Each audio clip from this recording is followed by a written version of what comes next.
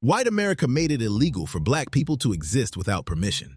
In New York, you couldn't walk at night without carrying a lit candle, turning yourself into a human target. Oregon banned black people from the entire state and threatened public whipping every 6 months if you refused to leave. Virginia created mathematical equations to measure your blackness, then forced surgical sterilization on over 6,000 people based on racist pseudoscience. South Africa arrested 17 million black people for missing stamps in a government passbook. And in Louisiana, white women got so jealous of black beauty that the governor made it illegal for black women to show their hair in public. These weren't accidents of history or products of ignorance. These were calculated systems of psychological warfare designed by white power structures terrified of what would happen if black people ever walked free. Every statute, every regulation, every brutal enforcement, it all carried the same message. You don't belong here. You never will. Today, we're exposing 5 anti-black laws so twisted you'll wonder how they were real, and revealing how black people turned every attempt at erasure into resistance. Because here's what white America could never understand. You can't legislate away greatness. Number 1, the lantern laws. Picture this. You're 14 years old, walking home after dark in 1731 around New York City. You're carrying a lit candle, not because you need light, but because without it, any white person on the street has legal authority to arrest you and drag you to jail. The 1731 statute was crystal clear. Any black, mixed race, or indigenous person over 14 couldn't walk the streets after sunset without a lanthorn and lighted candle, so the light thereof may be plainly seen. No candle? Your enslaver paid 4 shillings to whoever arrested you, and if your enslaver wanted to send the message to other enslaved people, up to 40 lashes at the public whipping post. Think about the psychology here. White lawmakers didn't just want to track black movement. They wanted black people to announce their own presence, to light themselves up like walking warnings. Scholar Simone Brown calls this supervisory technology, America's first systematic racial surveillance apparatus, where every white citizen became a deputy cop. The statute included one small mercy. Groups of 2 or 3 traveling together for work only needed 1 candle between them. So black New Yorkers moved in tight clusters, shared lights, created informal escort systems. But you couldn't always wait for a group when your child was sick or your work shift ended late. Many risked walking alone because survival demanded it. Researcher R. Joshua Scannell traced a direct line from these 1731 regulations to modern NYPD tactics. Today, police flood housing projects with high-intensity lights, park cruisers with flashing lights outside buildings all night, what he calls violent illumination. 3 centuries later, black people still can't move through the dark unseen. Before we continue, if you believe these hidden histories need to be told, subscribe to Black Stories Untold and help us uncover the stories they tried to erase. Now back to the video. But New York's surveillance system was just the beginning. What happened when white settlers decided surveillance wasn't enough? When they wanted black people gone entirely? Number 2, Oregon Black Exclusion Laws. The Oregon Trail promised freedom from slavery. White pioneers had a different vision: freedom from black people entirely. June 24, 1844. A fight breaks out between James Solis, a free black man, and a Molalla man named Cockstock over a stolen horse. 3 men die. Within 48 hours, Peter Hardeman Burnett suspends normal legislative procedures and rams through a bill without committee review. By June 25th, it's the law. Here's what that statute said. Free black men had 2 years to leave Oregon Territory. Free black women got 3 years. Stay past the deadline? Public whipping of not less than 20 nor more than 39 stripes every 6 months until you left or died. Burnett's private letters reveal the real fear. He wasn't worried about crime or violence. He was terrified that free black people would intermix with native tribes and create alliances against white settlers. The Cockstock incident just gave him the perfect excuse. By 1857, Oregon voters faced 2 questions. Should we legalize slavery? The answer was no. 7,727 to 2,645. Should we ban all black people from living here, owning property, or signing contracts? Yes, 8,640 to 1,081.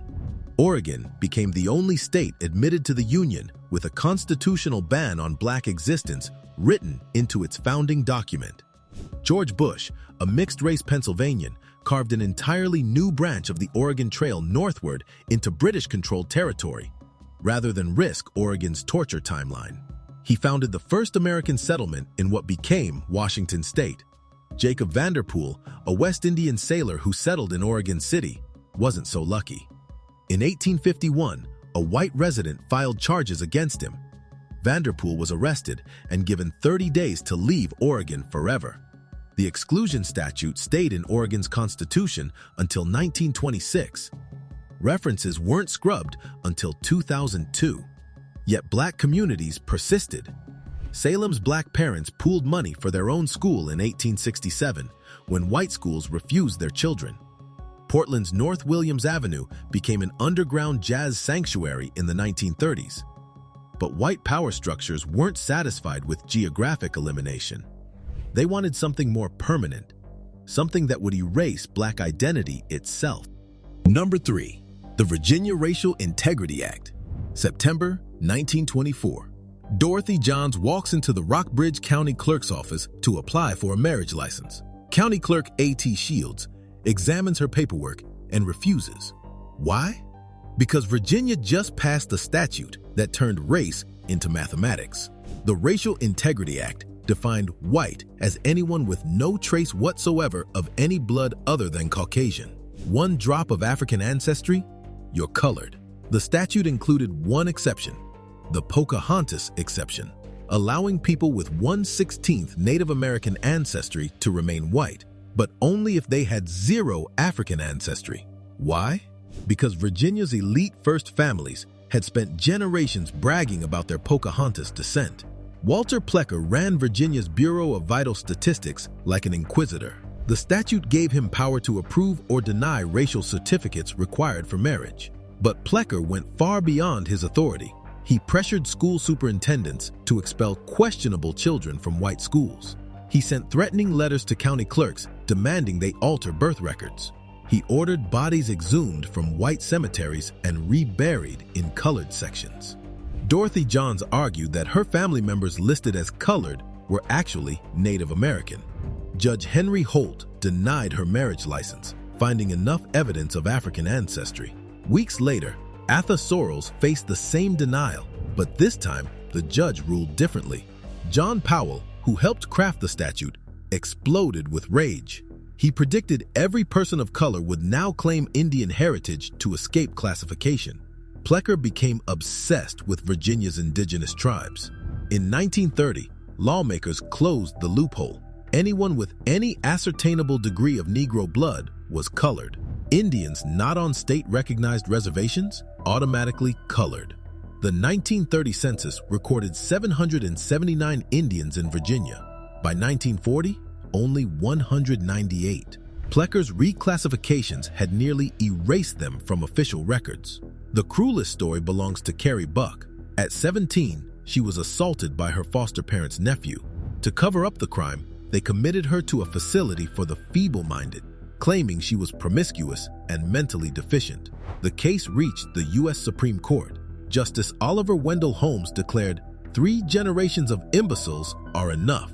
Carrie was sterilized. Her mother was sterilized. Her daughter, who was only 3 years old, was sterilized. Scholars who later interviewed Carrie described her as clearly intelligent. She wasn't mentally deficient.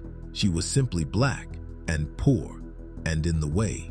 Virginia sterilized 6,683 people between 1924 and 1979 under this program.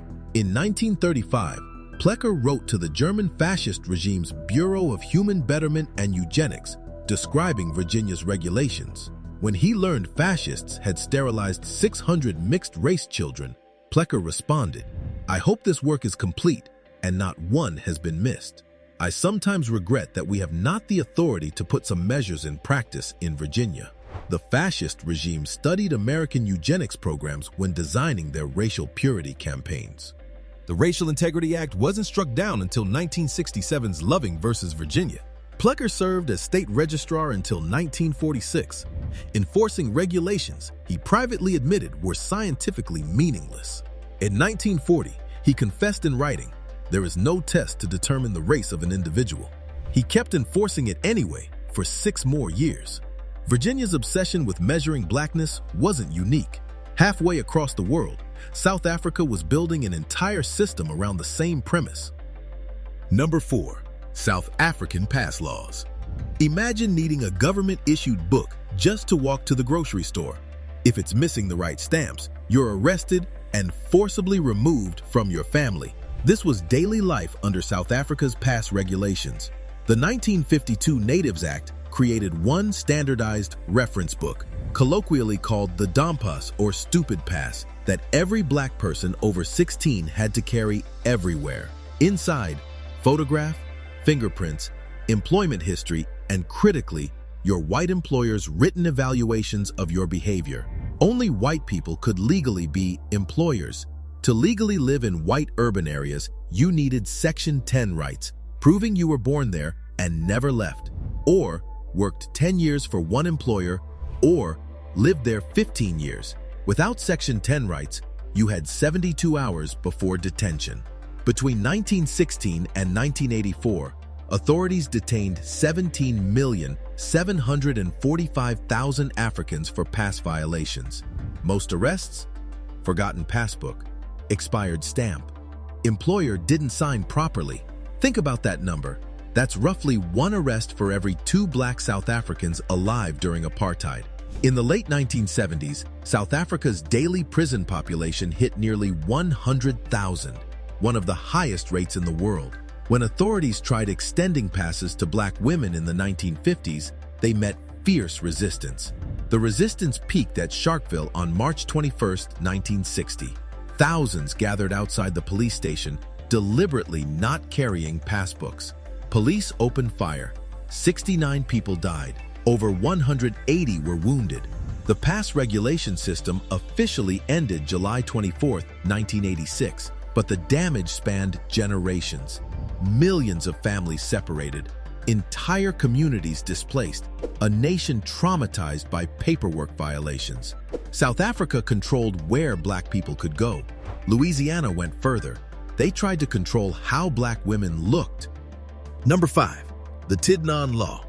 1786, New Orleans. Spanish Governor Esteban Rodriguez Miro looked at the city's free black women and saw a crisis. These women were educated, sophisticated, successful, and gorgeous. White women were furious. The city had the highest population of free people of color in North America. Wealthy white colonists pursued free black women through the plaçage system, formalized arrangements where white men financially supported black women and their children while maintaining separate white families. Quadroon balls became notorious negotiation events where these arrangements were brokered. White women watched their husbands' infatuation and demanded action. On June 2, 1786, Miro issued the Bando de Buen Gobierno. All women of color must wear a tidnon, a headscarf, completely covering their hair in public. No feathers, no jewelry. The purpose? Force black women to outwardly identify as the slave class, make them less attractive, less threatening. Scholar Virginia Gould notes the statute targeted women who had become too light-skinned, or who dressed too elegantly, or who competed too freely with white women for status. White women lobbied the governor to legislate black beauty out of sight because they couldn't compete. Black women followed the letter of the regulation and violated its spirit. They decorated their tignons with bright fabrics, intricate patterns, jewelry, beads, and feathers, despite the ban. They styled them so elaborately that the mandated headscarf became more stunning than any hairstyle before. The tignon transformed from shame into a crown. After the Louisiana Purchase ended Spanish rule in 1803, the statute was voided. Black women kept wearing tignons anyway, now as cultural pride. Marie Laveau, the legendary voodoo queen, became the iconic face of the tradition. she transformed an oppressive mandate into a symbol commanding respect and fear. Today, Black women still face hair discrimination at work and school. The Crown Act exists because the Tidnon regulation never ended. It just changed forms. 5 statutes spanning 3 centuries. 5 methods: surveillance, elimination, classification, documentation, degradation. 1 goal: make Black existence conditional, controllable, erasable. New York wanted Black people lit up and tracked. They kept walking anyway, building escort systems and survival networks. Oregon wanted Black people gone. They stayed and built schools and jazz clubs. Virginia wanted to measure and categorize Blackness out of existence. Families kept their own records and fought for recognition. South Africa wanted permission slips for existence. 69 people died at Sharpeville, refusing to comply. Louisiana wanted Black beauty hidden. Women turned headscarves into crowns. These aren't ancient relics. The Racial Integrity Act was enforced until 1967, only 58 years ago. Past regulations ended in 1986, only 39 years ago. The echoes reverberate everywhere. Stop and Frisk resurrects the Lantern Statute. Housing discrimination continues Oregon's exclusion. DNA testing echoes Virginia's racial mathematics. Mass incarceration mirrors past regulations. Hair bans repeat the Tidnon Ordinance. Every statute was designed to break us. None of them did. None of them could. None of them will. This is why Black Stories Untold exists, to uncover these hidden histories and awaken consciousness about patterns that persist today. If these stories moved you, subscribe and share. Drop a comment telling me which statute shocked you most. Share this with someone who needs to know. They made the regulations. We made history, and we're still here.